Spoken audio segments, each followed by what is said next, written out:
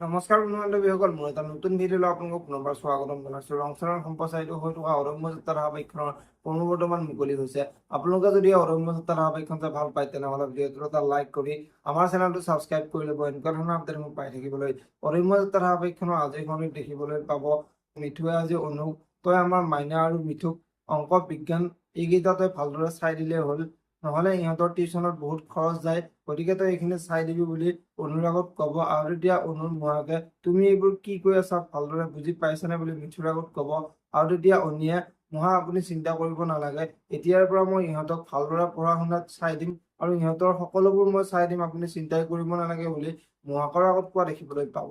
ইফালে আজিৰ খণ্ডিত অনি অফিচৰ পৰা আহি থাকোতে বহুত ৰাতি হ'ব আৰু অনিয়ে ৰাস্তাৰে খোজকাঢ়ি আহি থাকিব আৰু বহুত জোৰেৰে গাড়ী এখন অনিৰ ওচৰলৈ যোৱাত অনিয়ে বহুত ভয় খাব আৰু অনিয়ে পাগল হৈছে নেকি বুলি চিঞৰিব।